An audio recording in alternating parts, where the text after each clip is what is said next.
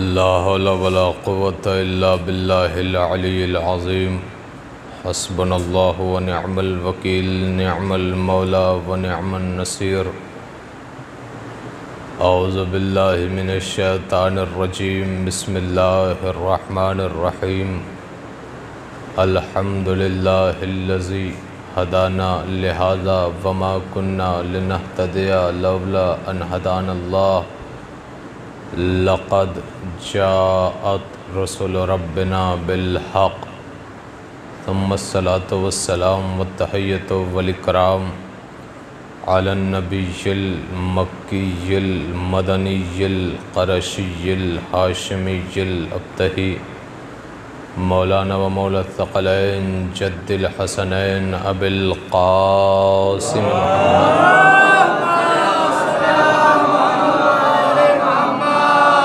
وآله الطيبين الطاهرين المعصومين المظلومين ولعنة الله على أعدائهم وغاصب حقوقهم ومنكر فضائلهم ومصائبهم أما بعد فقد قال الله تبارك وتعالى في قرآن المجيد وقوله الحق بسم الله الرحمن الرحيم قل لا أسألكم عليه أجرا إلا المودة في القربى صلوات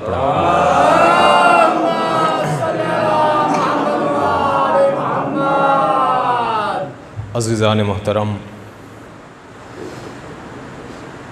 بزرگان ملت، برادران ایمانی، حاضرین گرامی قدر، عزاداران مظلوم کربلا، ہم خاک پائے ذنب دلگیر چند لمحوں کے آپ کے روبرو ہیں۔ آج پہلی محرم ہم سب عزاخانے میں آ گئے، عزاخانے میں جمع ہو گئے۔ کیوں؟ اس لیے کہ امام حسین کا پرسہ پیش کیا جائے۔ کس کی خدمت میں؟ جناب سیدہ مادر حسین کی خدمت۔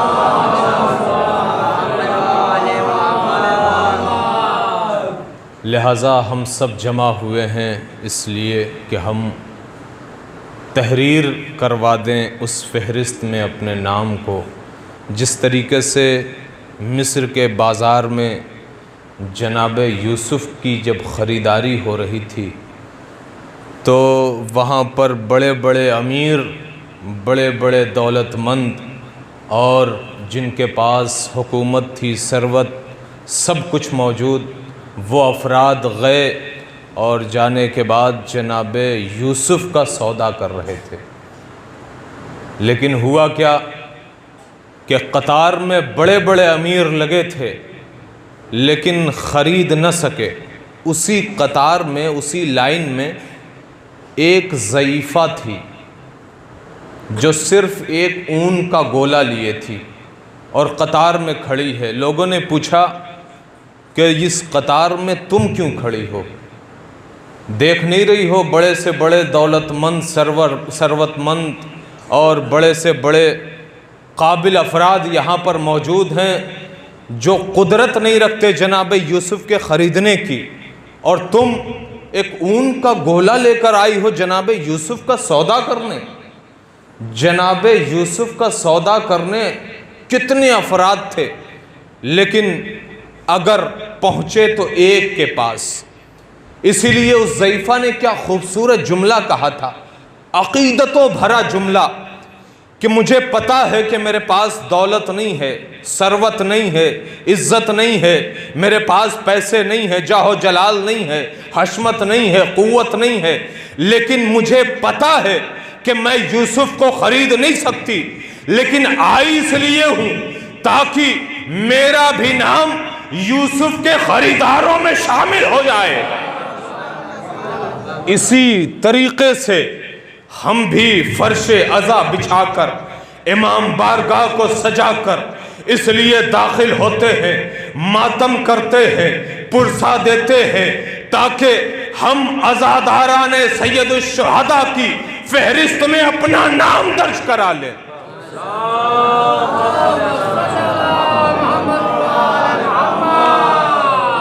لہذا ہم نے فرش عزا بچھا دی، آ گئے بارگاہ ابا عبداللہ الحسین میں، گریہ کرنے، ماتم کرنے، نوحہ پڑھنے، مصائب پڑھنے، سیدہ کے لال کا پرسہ دینے۔ لہذا وہ جو خریدار تھے وہ خرید نہ سکے۔ خریدا کون؟ صرف ایک۔ قطار میں کتنے تھے؟ ان گنت، نہ جانے کتنے افراد ہیں، لیکن خریدار ایک ہی نکلا۔ آج بھی جب زائر حسین کربلا پہنچتا ہے تو لوگ کہتے ہیں کہ جب کربلا زائر پہنچتا ہے تو اس کا استقبال جناب علی اکبر کرتے ہیں، مولا عباس کرتے ہیں، اور کہا جاتا ہے کہ وہاں ایک فہرست بنتی ہے، ہر زائر کا نام لکھا جاتا ہے۔ جس طریقے سے جناب یوسف کو قطار لگی تھی، لوگ خرید نہ سکے، خریدا کون؟ جس کو اللہ نے صلاحیت عطا کی تھی۔ اسی طریقے سے ہر زائر کربلا کی زیارت نہیں کر پاتا۔ اگر درج ہوتا ہے تو جسے اللہ توفیق دے دے اسے پروردگار عالم زائر حسین بنا دیتا ہے۔ لہذا ہم عزا خانے کو کربلا بنا کر بیٹھ گئے محرم میں، اس لیے کہ یہی سب کچھ ہے مجلس حسین، مجلس عزا۔ ہم حسین کا ذکر کرتے ہیں، ملت کی ترجمہ ہے یہی مجلس حسین، ہم سب کی پاسباں ہے یہی مجلس حسین، اس قوم کی زباں ہے یہی مجلس حسین۔ دنیا میں گرد بن کے بکھر جائے گی یہ قوم، مجلس ہوئی جو بند تو مر جائے گی یہ قوم۔ مجلس ہوئی جو بند تو مر جائے گی یہ قوم۔ یہ مجلس نہیں بند ہو سکتی۔ امام حسین کا تذکرہ اما ہم اور آپ نہیں رہیں گے تو کیا مجلسیں ختم ہو جائیں گی؟ یہ پابندیاں چاہے دنیا میں جتنی بھی لگائے جائیں، اگر کائنات میں پابندیاں لگ بھی جائیں تو عرش اعلیٰ پہ فرشتے حسین کا ذکر کرتے ہیں۔ صرف ہم یہ نہ فخر کریں کہ ہم ہی ہیں جو حسین کا غم مناتے ہیں، اولیاء بھی منا رہے ہیں، اوصیاء بھی منا رہے ہیں، انبیاء بھی منا رہے ہیں، ہر شخص غم حسین منا رہا ہے۔ کیوں؟ اس لیے کہ حسین کی ذات ہی ایسی ہے۔ ذات حسین اتنی بابرکت ہے، اتنی عظیم ہے۔ کون ہے حسین؟ دو جملوں میں بتا دوں کہ امام حسین ہیں کون۔ حسین اس ذات کا نام ہے کہ جس نے زبان رسالت کو چوس کر اپنے سینے میں علم کو اونڈیلا ہے۔ توجہ ہے، اپنے سینے میں جو علم کو اتارا ہے زبان رسالت سے لیا ہے، اور زبان رسالت سے علم کو لے کر کائنات کے سامنے علم، عمل، کردار، کیریکٹر، نیچر ایسا دیا کائنات کے سامنے کہ پوری کائنات یا حسین کہنے پر مجبور ہو گئی۔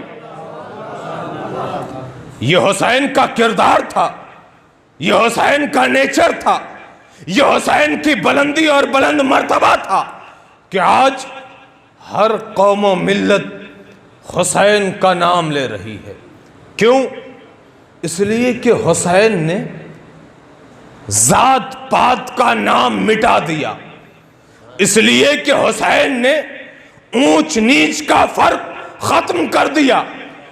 حسین اس ذات کو کہتے ہیں کہ جس نے کائنات میں رنگ و نسل ختم کر دیا۔ اور جملے آپ کی خدمت میں پیش کروں، حسین اس ذات کا نام ہے کہ جس نے سجدوں کی لاج رکھ لی۔ حسین اس ذات کا نام ہے کہ جس نے اسلام کے ڈوبتے ہوئے سفینے کو اپنا خون دے کر بچایا ہے۔ حسین اس ذات کا نام ہے۔ لہذا آج کائنات میں حسین کا نام لیا جا رہا ہے۔ ہر مذہب و ملت کا افراد یا حسین کی آواز بلند کر رہا ہے۔ کیوں؟ آپ غور کریں تو دیکھیں کہ ابھی کسی برادر سے کہا جائے اور سوال کیا جائے کہ آپ ذرا اس بات پر غور کریے، سرچ کریے، پتہ کریے کہ اگر انڈیا کا کوئی پرچم، انڈیا کا فلیگ اگر کسی دوسرے ملک میں لگا دیا جائے، پھیرا دیا جائے تو وہاں پر ماحول کیا ہوگا؟ تو جواب یہی آئے گا، وہاں پر ایک انقلاب برپا ہو جائے گا۔ وجہ کیوں ہے؟ یہ ہمیشہ پڑھا جاتا ہے لیکن بچوں کو بتانے کے لیے ضروری ہے۔ سوال کیا جائے گا کیوں؟ کہ اس لیے کہ ہر ملک کا پرچم الگ ہوتا ہے، لہذا اس ملک کا پرچم کسی دوسرے ملک میں نہیں لگایا جا سکتا۔ اما سلام ہے سیدہ کے لال حسین پر کہ پوری کائنات میں حسین کا علم لہرا رہا ہے۔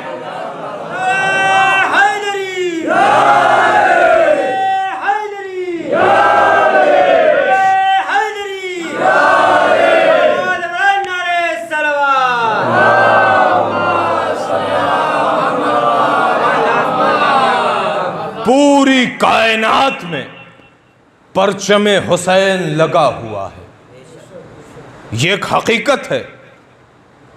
آپ دیکھیں آج سوشل میڈیا کا دور ہے، پوری کائنات میں، میں اپنے مذہب کی بات نہیں کر رہا ہوں بلکہ دنیا کے تمام تر مذاہب، چاہے وہ ہمارے ہندو برادر ہوں، چاہے وہ ہمارے اہل سنت برادر ہوں، چاہے وہ عیسائی ہوں، چاہے وہ سکھ ہوں، وہ تمام کے تمام افراد ایک پرچم کے تلے جمع ہوتے ہیں۔ اس پرچم کا نام غم حسین ہے،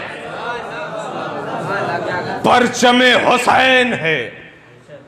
اور حسین کے حوالے سے ہر ملک میں باقاعدہ طور پر لوگوں نے بیان کیا حسین کیا تھے، حسین کون ہیں، حسین کا شجرہ کیا ہے، حسین کس ذات سے ہیں، حسین کس جگہ سے ہیں۔ جب غیروں کو پتہ ہے تو اپنوں کو بدرج اولا پتہ ہونا چاہیے کہ امام حسین کس ذات کا نام ہے۔ اور آج یہی وجہ ہے کہ ہر قوم یا حسین کا نعرہ بلند کر رہی ہے۔ ایک جملہ آپ کی خدمت میں دے رہا ہوں کہ آج پوری کائنات پرچم عباس، پرچم حسین کے تلے سکون کی سانس لے رہی ہے۔ اسی وجہ سے آج کائنات ایک جملہ کہنے پر مجبور ہوتی ہے کہ انسان کو بیدار تو ہو لینے دو، ہر قوم پکارے گی ہمارے حسین۔ صلی اللہ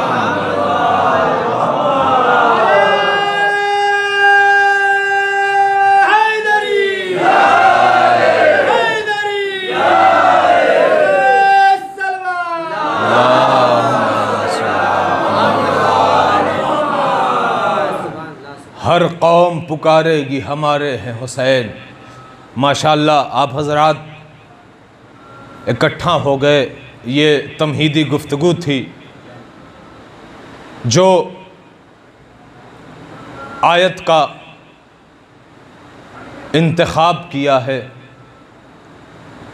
اس آیت میں پروردگار عالم ارشاد فرما رہا ہے قُلْ لَا أَسْأَلُكُمْ عَلَيْهِ أَجْرًا إِلَّا الْمَوَدَّةَ فِي الْقُرْبَى۔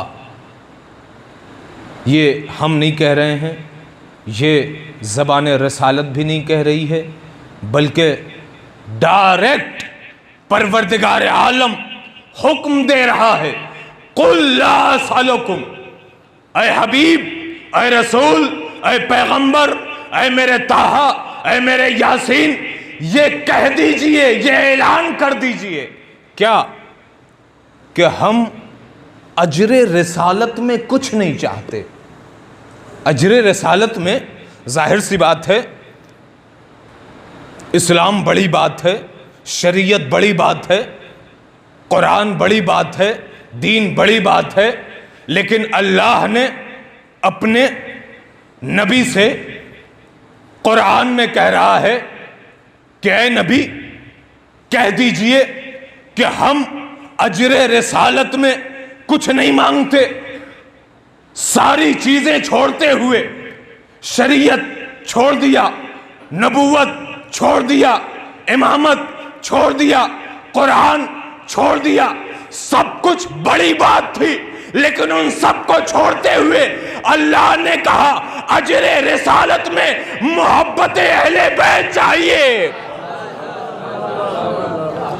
آپ خود غور کر کے بتائیے کہ کیا یہ ساری چیزیں بڑی چیز نہیں تھیں؟ قلب پیغمبر پہ قرآن اتر رہا ہے، جو قرآن اگر کہیں اور اترتا تو پہاڑ ریزہ ریزہ ہو جاتے۔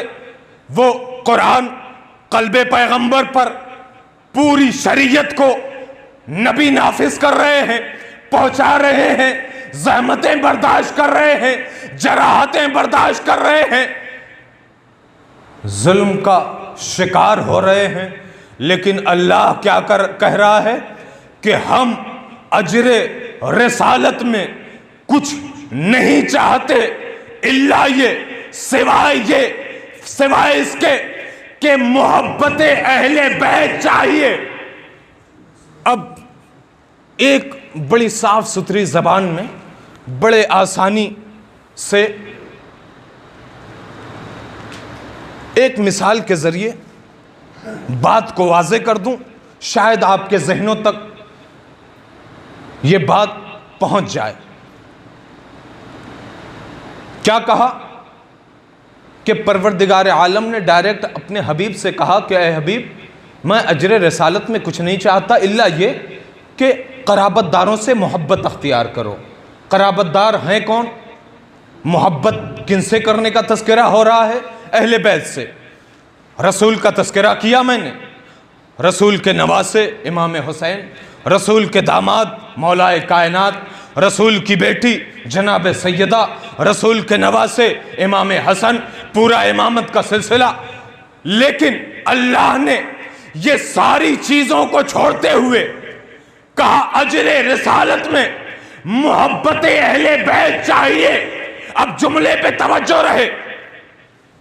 اگر آپ سے میں کہوں کہ آپ جائیے ذرا ایک قرآن خرید کر لائیے، اور آپ گئے دکان پر اور قرآن کو خریدا نہیں بلکہ گئے اور جانے کے بعد اس کی دکان سے قرآن کو اٹھایا اور اٹھانے کے بعد لے کر چلے آئے۔ اب جب گھر لے کر آئے تو ظاہر سی بات ہے قرآن پڑھنے کی چیز ہے، قرآن شفا بھی ہے، قرآن ہدایت بھی ہے، تو اب اس سے آپ ہدایت بھی لے رہے ہیں، شفا بھی پا رہے ہیں، اور قرآن پڑھ کر اس کا ثواب بھی حاصل کر رہے ہیں۔ توجہ رہے، بڑا عمیق جملہ ہے آپ کی خدمت میں۔ آپ لے کر چلے آئے قرآن، لیکن آپ نے اس کی اجرت نہیں دی۔ میں نے کہا تھا قرآن لے کر آئیے، لیکن آپ قرآن تو اٹھا لائے، لیکن اس کی اجازت نہیں تھی۔ آپ قرآن تو لے کر چلے آئے، لیکن اس سے پوچھا نہیں، اس کو پیسہ نہیں دیا۔ تو اب جب قرآن لے کر چلے آئے تو ظاہر ہے گھر پر اس کو پڑھیں گے آپ کے والد، آپ کی ماں، آپ کے بھائی، آپ کی بہن، آپ کے رشتہ دار، اما پورا خاندان اس قرآن کو پڑھے گا، لیکن اس کا فائدہ ہوگا؟ آپ خود ہی بتائیں، ایسے قرآن کا کوئی فائدہ ہوگا؟ نہیں، ایسے قرآن پڑھنے کا کوئی فائدہ نہیں ہوگا۔ تو جب ایک دکان سے لایا ہوا بغیر اجرت کے قرآن فائدہ، بغیر اجرت کے جو دکان سے قرآن لایا ہوا پورا خاندان پڑھ رہا ہے، اس کی اجرت نہیں دیا تو وہ آپ کو ثواب نہیں دے گا، اس کا فائدہ نہیں دے گا۔ اما وہ شریعت جو رسول کے سینے پر نازل ہوئی، وہ شریعت اللہ نے، نبی نے تمام عالم اسلام تک پہنچایا، لیکن اللہ نے کہا اجرت چاہیے، اہل بیت کی محبت کہاں ہے؟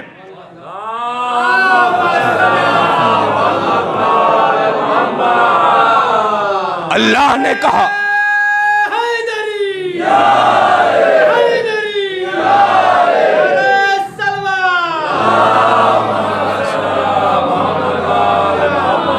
دیکھیں قرآن کی بات کر رہا ہوں، نہ رسول کی، نہ علی کی، نہ اہل بیت کی، نہ صحابہ کی، قرآن کی گفتگو ہو رہی ہے۔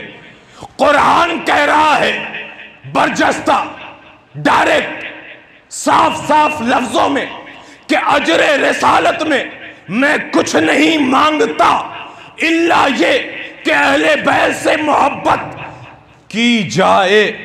اب جو قرآن بغیر اجازت کے لا کر پڑھتے پڑھتے زندگی تمام ہو جائے، اس کے پڑھنے کا ثواب نہ ملے گا، تو اللہ کہہ رہا ہے کہ جو اجر رسالت ہے، یہ نبی نے جو پیغام پہنچایا، یہ جو اسلام پہنچایا، یہ جو شریعت پہنچائی، اب اس کی بھی اجرت دینی ہوگی۔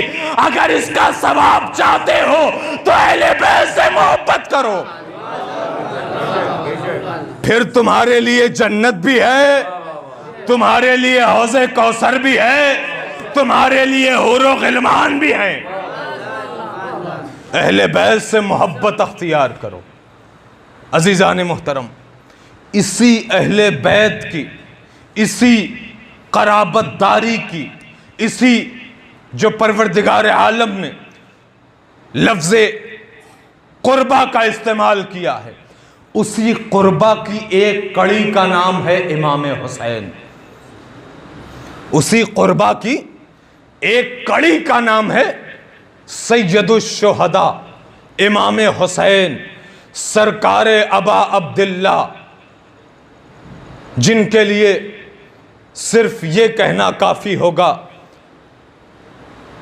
کہ وہ ذات ہیں کہ جو اپنے عمل کے ذریعے لوگوں کے، جملہ رائے گا نہ جائے، اپنے عمل کے ذریعے، اپنے کردار کے ذریعے، اپنے کیریکٹر کے ذریعے، اپنے نیچر کے ذریعے، جملہ رائے گا نہ جائے، اپنے اعمال کے ذریعے، اما ظالمین خنجر کے ذریعے سروں پر حکومت کرتے تھے، لیکن حسین نے اپنے کردار کے ذریعے دلوں پر حکومت کی ہے۔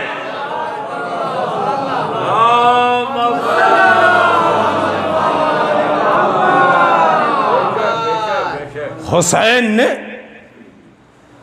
اپنے کردار سے، اپنے اخلاق سے کائنات کے ہر دل میں بسا ہوا ہے۔ لہٰذا عزیزان محترم،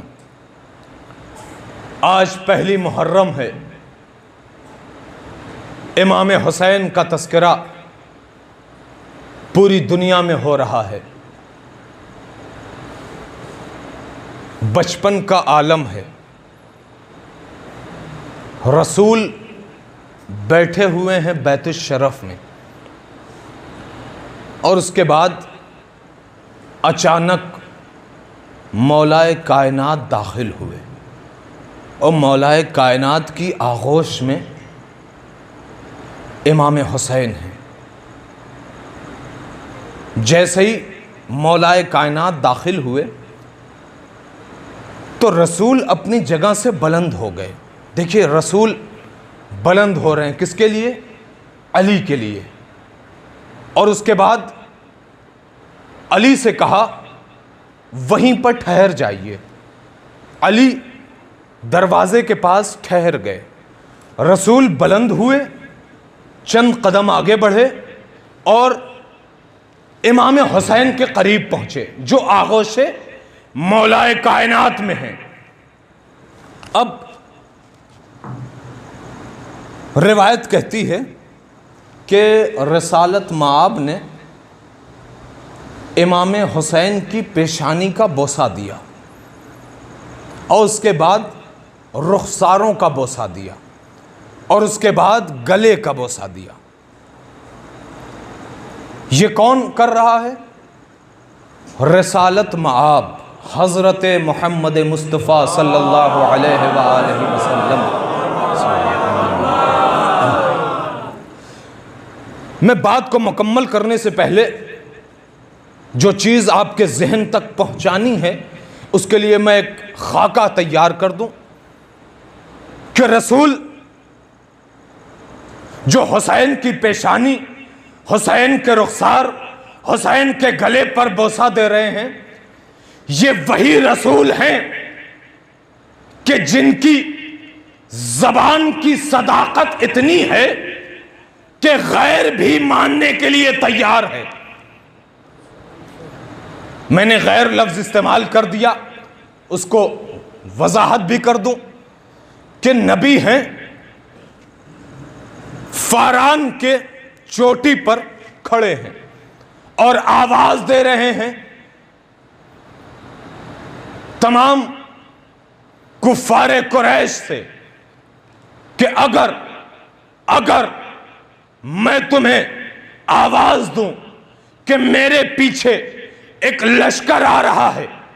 دیکھیں یہ جملہ صرف تمہید ہے جو بات کہنی ہے. میرے پیچھے ایک لشکر آ رہا ہے، اگر میں کہوں تو کیا تم مانو گے؟ تو ان لوگوں نے کیا کہا تھا جو رسول کو رسول نہیں مانتے تھے، جو نبی کو نبی نہیں مانتے تھے، جو رسول پر وحی نازل ہو رہی ہے اس کے قائل نہیں تھے، لیکن ان کی زبان گویا ہوئی اور ایک جملہ کہا یا نبی اللہ، بلکہ نبی اللہ نہ کہہ کے بلکہ کہا اے عبداللہ کے بیٹے، اگر تم کہو کہ پہاڑ کے پیچھے ایک لشکر آ رہا ہے، اگر وہ لشکر نہ بھی آ رہا ہو تب بھی ہم آپ کی زبان کی صداقت اتنی ہے کہ ہم مان لیں گے. آپ سچے اتنے کیوں؟ اس لیے کہ نبی نے 40 سال تک صرف اپنے کردار سے، اپنی زبان سے، اپنے نیچر، اپنے اخلاق، اپنے کیریکٹر سے لوگوں کو جیتا تھا. آج ہمیں بھی چاہیے کہ ہم اپنے اخلاق سے لوگوں کے دلوں تک پہنچیں. ہم رسول کے ماننے والے ہیں، اہل بیت کے ماننے والے ہیں. اہل بیت کا کیا طرہ امتیاز تھا، اہل بیت کیا کیا طریقہ کار تھا، اسے ہم اپنائیں. ایسا نہ ہو کہ ہم مجلسیں سنیں اور مجلس سن کر جب ہم یہاں سے واپس لوٹیں تو جو کچھ یہاں سنا تھا یہیں کا یہیں رہ جائے، بلکہ مجلس کا حق ادا اس وقت ہوگا کہ جب ہم یہاں سے لے کر اٹھیں اور ہم اپنی زندگی میں اس کو اپنا لیں، ہم اسے اپنی زندگی میں ڈھال لیں، تب اس مجلس کا حق ادا ہوگا. ورنہ ذکر حسین تو دنیا کا ذرہ ذرہ کر رہا ہے، کائنات کا ہر چرند پرند کر رہا ہے. لہذا کیا کہا؟ اے عبداللہ کے بیٹے، اگر آپ کہیں اور وہ موجود بھی نہ ہو لیکن آپ کی صداقت کے کلمے پورا قریش پڑھ رہا ہے کہ آپ سچے ہیں، آپ امین ہیں. دیکھیں یہ جو رسول اسلام کو القابات اللہ نے قرآن میں دیے ہیں اس کا تذکرہ نہیں کر رہا ہوں میں کہ اللہ نے طٰہٰ کہا، یاسین کہا، مزمل کہا، حبیب کہا، بے پناہ القابات عطا کیے۔ اللہ ظاہر ہے اپنے حبیب کو چاہتا ہے، کچھ بھی کہہ سکتا ہے محبت میں، لیکن کفار قریش جو رسول کو نبی نہیں مانتا وہ کیا کہہ رہا ہے؟ عبداللہ کے بیٹے آپ اتنے سچے ہیں، آپ اتنے امانت دار ہیں، آپ اتنے امین ہیں، یہ وہی رسول ہیں کہ جو کفار قریش سے امین کا، صدیق کا تمغہ لے کر کائنات میں ہیں۔ اب وہی رسول بارگاہ امام حسین میں جب پہنچا، اور پہنچنے کے بعد غور کیجئے گا لفظ صدیق پر اور لفظ امین پر۔ امین مطلب امانت دار، اگر کوئی آپ کے پاس کوئی امانت رکھوا دے تو پھر باقاعدہ طور پر اس کے امین بننا۔ اور صدیق یعنی سچا، رسول سے زیادہ کوئی سچا کائنات نے نہیں دیکھا۔ غیروں نے بھی صداقت کے کلمے پڑھے، اب توجہ رہے ان دو جملوں پر۔ وہ رسول کہ جو کفار قریش سے صداقت کا، امانت دار کا تمغہ لیا ہے، وہ رسول بارگاہ امام حسین میں جب پہنچے اور پہنچنے کے بعد پیشانی کا، رخسار کا، گلے کا بوسہ لیا، اور بوسہ لینے کے بعد ایک مرتبہ امام حسین نے چھوٹی سی عمر میں، کم سن ہیں، ایک جملہ کہا، یا رسول اللہ، اے نانا جان، کیا میں ایک سوال کر سکتا ہوں؟ نبی نے کہا، ہاں میری جان سوال کرو۔ امام حسین نے سوال کیا، نانا جان آپ نے میرے رخسار پہ بوسہ دیا۔ ہاں میرے لال۔ آپ نے میری پیشانی پہ بوسہ دیا۔ ہاں میرے لال۔ میرے نانا جان آپ نے جب گلے کا بوسہ دیا تو آپ کی آنکھوں سے آنسو جاری ہو گیا۔ نانا جان جب آپ نے پیشانی کا بوسہ دیا تھا تو آپ کی آنکھیں نم نہیں تھیں۔ نانا جان جب آپ نے رخسار کا بوسہ دیا تھا تو آپ کی آنکھیں اشکبار نہیں تھیں۔ لیکن میں نے غور کیا کہ جب آپ نے میرے گلے کا بوسہ دیا تو آنکھیں نمناک ہو گئیں۔ نانا جان وجہ کیا ہے؟ ریزن کیا ہے؟ سبب کیا ہے؟ علت کیا ہے؟ رسول اسلام نے کہا، اے میرے لال، میری آنکھوں سے اشک اس لیے آئے کہ ایک وقت آئے گا کہ اس گلے پر شمر کا کند خنجر چلے گا۔ جملے پہ توجہ رہے۔ کیا میں نے کہا تھا؟ صداقت اور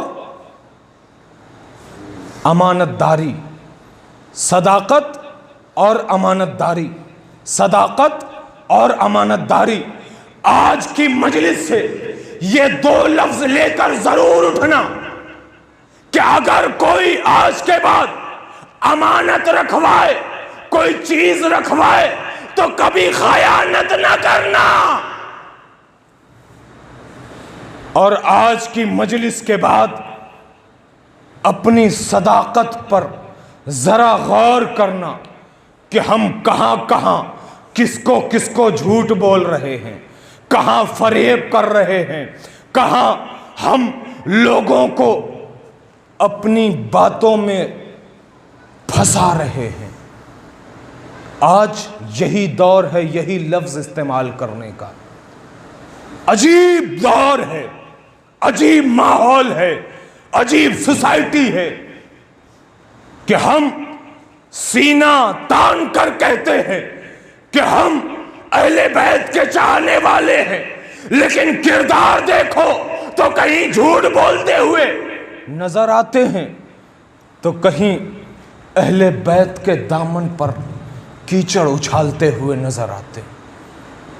اگر اپنے آپ کو اہل بیت کا شیدائی کہتے ہیں تو اپنے کردار کو سنبھالو، اپنے کردار کی پرواہ کرو، اس لیے کہ اہل بیت کو باکردار چاہیے، کثرت نہیں چاہیے، باکردار افراد چاہیے۔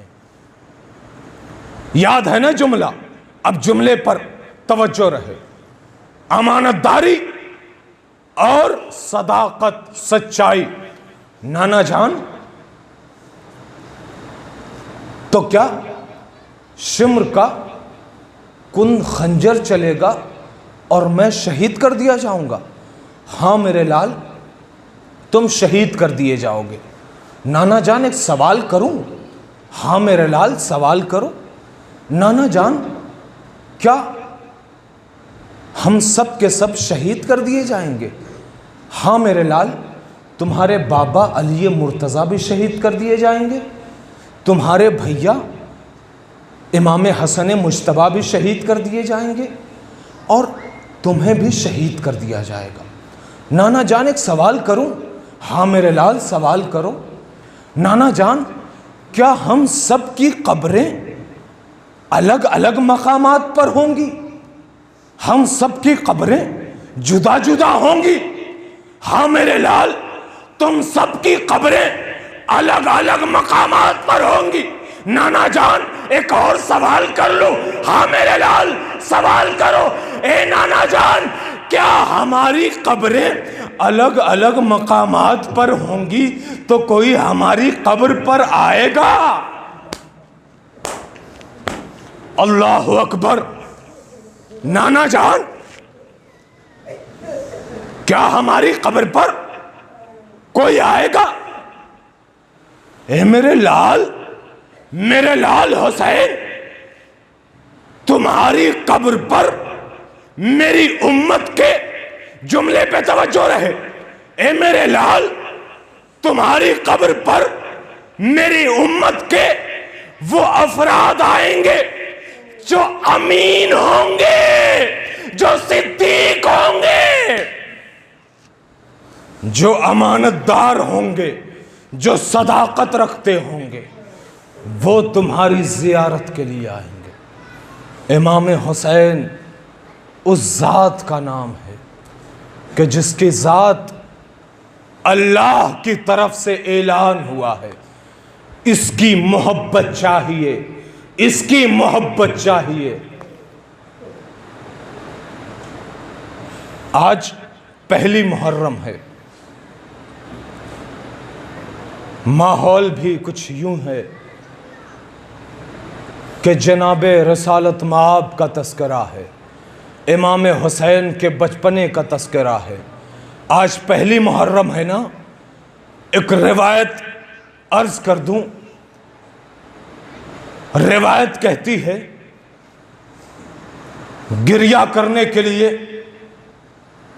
کہ جب بھی پہلی محرم آتی ہے تو پروردگار عالم تمام فرشتوں کو امام حسین کا خون آلود کرتا دکھاتا ہے، اور تمام ملائکہ پر غم طاری ہو جاتا ہے۔ امام حسین کا بچپنا ہے، اور امام حسین نے جب بھی نانا جان کی گود میں آئے تو ہمیشہ نانا جان پیار کیا کرتے تھے۔ کبھی گلے کا بوسہ لے رہے ہیں، کبھی پیشانی کا، اور کبھی رخسار کا۔ روایت پڑھ دوں اگر آپ مصائب سننے کے لیے آمادہ ہوں۔ پوری دنیا میں آج امام حسین کی رخصتی پڑھی جاتی ہے، مدینے سے قافلہ پڑھا جاتا ہے۔ جب میرا غریب امام، میرا مظلوم امام رخصت ہو رہا ہے، تو سب سے پہلے غازی عباس کو بلایا اور بلانے کے بعد ایک فہرست دی اور کہا جاؤ ان سب سے کہہ دو کہ کربلا جانا ہے، ان سب سے کہہ دو کہ سفر پہ نکلنا ہے۔ اور اس کے بعد امام حسین نے اپنے رخ کو رسالت مآب کی قبر کی طرف کیا، چند قدم آگے بڑھے۔ ظاہر ہے روضہ تو تھا نہیں، گھر میں قبر ہے رسول کی۔ قبر رسول پر پہنچے اور پہنچنے کے بعد اب قبر رسول پر اپنے رخسار کو رکھا۔ رکھنے کے بعد حسین نے بیان کیا، اے نانا جان، میں وعدہ طفلی ادا کرنے کے لیے نکل رہا ہوں۔ کہتے کہتے امام حسین کی ایسی حالت ہوئی کہ روایت کہتی ہے غش آ گیا، غش آ گیا امام حسین کو۔ امام حسین رو رہے ہیں، گریہ کر رہے ہیں، اور اس کے بعد امام حسین بیان کرتے ہیں کہ میں نے غش کی حالت میں دیکھا کہ نانا جان قبر سے برآمد ہوئے، اور نکلنے کے بعد جس انداز سے مجھے بچپنے میں پیار کیا کرتے تھے ویسے ہی پیار کرنا شروع کیا۔ روایت کہتی ہے کہ 4 جگہوں پر رسول امام حسین کے جسم پر بوسے دے رہے ہیں۔ وہ 4 جگہیں سن لیں اور زحمت تمام، گریہ کرنے کے لیے کافی ہوگا۔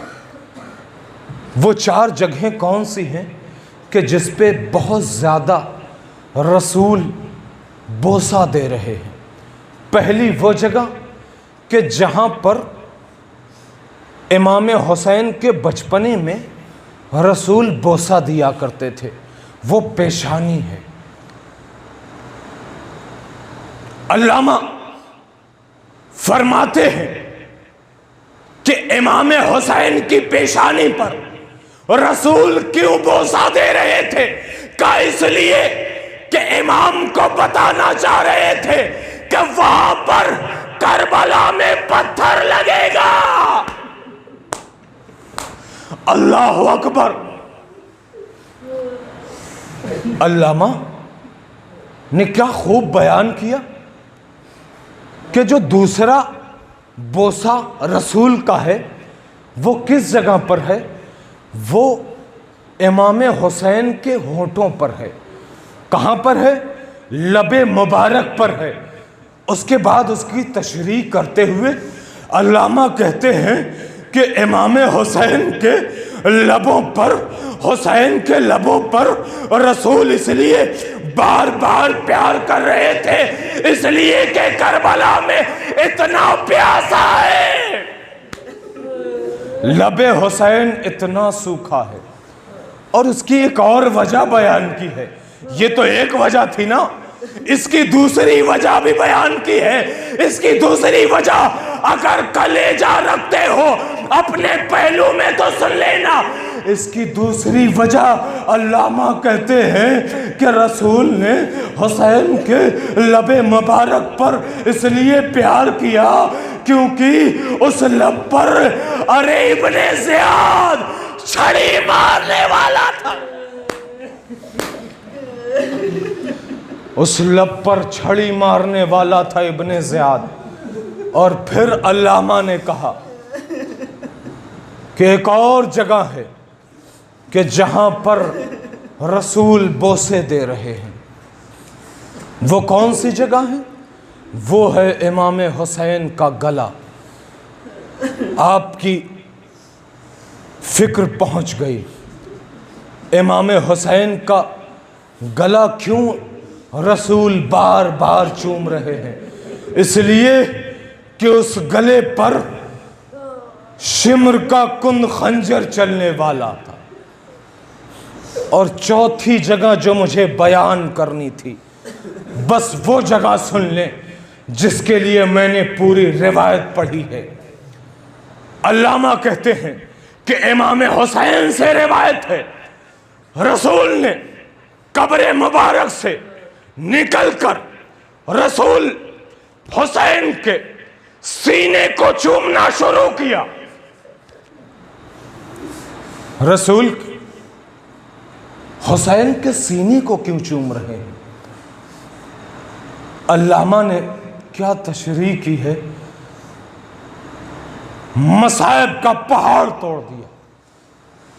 علامہ کہتے ہیں کہ رسول حسین کے سینے کو اس لیے چوم رہے تھے کیونکہ کربلا میں شہادت کے بعد ارے گھوڑوں کی ٹاپوں سے ارے سینہ پامال،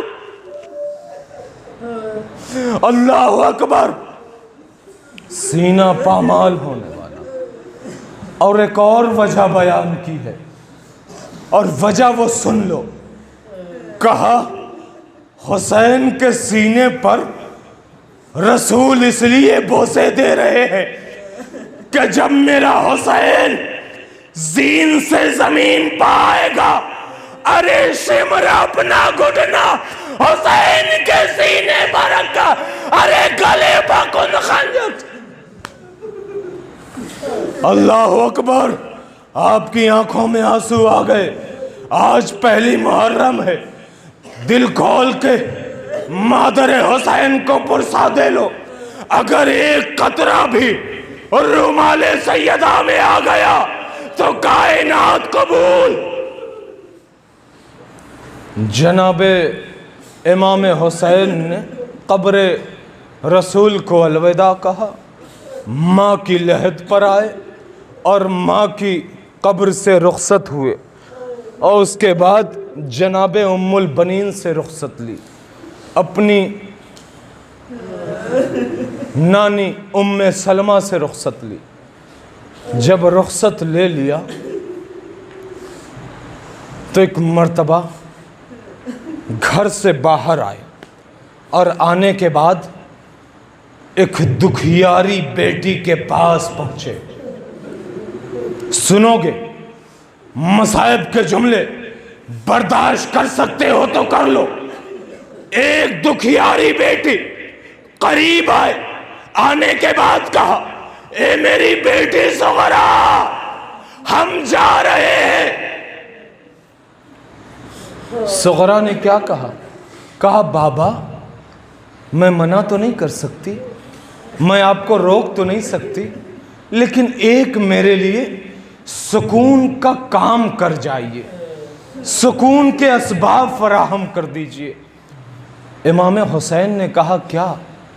جناب صغرا نے کہا اے بابا آپ اکبر کو لے جا رہے ہیں، آپ قاسم کو لے جا رہے ہیں، آپ بہن زینب کو لے جا رہے ہیں، آپ عباس کو لے جا رہے ہیں، اے میرے بابا علی اصغر کو چھوڑ جائیے، اے بابا علی اصغر کو چھوڑ جائیے۔ لیکن ایک مرتبہ جناب علی اصغر کو جناب صغرا نے اپنی گود میں لیا اور لینے کے بعد پیار کیا۔ اللہ جانے جناب علی اصغر نے جناب صغرا سے اپنی زبان بے زبانی میں کیا کہا؟ جناب صغرا راضی ہو گئی کہ اے بابا یہ کربلا کو اپنی مسکراہٹ سے فتح کر۔ اے بابا جناب علی اصغر کو لے جائیے۔ جناب علی اصغر کو حسین لے کر چلے، قافلہ نکل گیا، اور جب قافلہ نکلا ہے تو روایت کہتی ہے کہ امام فرماتے ہیں کہ ہر شخص مدینے کا گریہ و زاری میں بسر کر رہا ہے۔ حسین نانا کے مدینے کو چھوڑ کر نکل گئے۔ اب نانا کی مزار سونی ہو گئی، یہاں پر جناب صغرا ہے، اپنے بھیا کی اور اپنے بھائی کی راہ دیکھ رہی ہے. اب آئے گا میرا بھیا، اب آئے گا میرا بھیا. لیکن ایک مرتبہ جب وہ قیامت کا منظر دیکھا، ارے صغرا نے کیا دیکھا؟ میرے کڑیے جوان علی اکبر کے کلیجے میں، سینے میں برچھی کی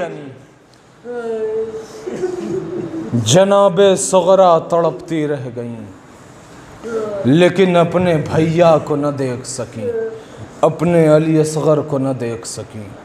انا للہ و انا الیہ راجعون، ردم بقضائہ و تسلیما لامرہ. بار الہ بحق زہرا و ابیہا و بعلہا و بنیہا. پروردگار تجھے واسطہ ہے چہردہ معصومین علیہم السلام کا، ہماری اس مختصر سی عبادت کو قبول فرما. پروردگار جہاں کہیں بھی اہل بیت کے چاہنے والے ہیں، ان سب کو خوشی اور شادمانی عطا فرما سوائے غم حسین کے. پروردگارہ تجھے واسطہ ہے اہل بیت اطہار کو ہماری اگر یہ ویڈیو اچھی لگی ہو تو لائک کریں، کمنٹ کریں اور چینل کو سبسکرائب کریں. والسلام علیکم ورحمۃ اللہ وبرکاتہ.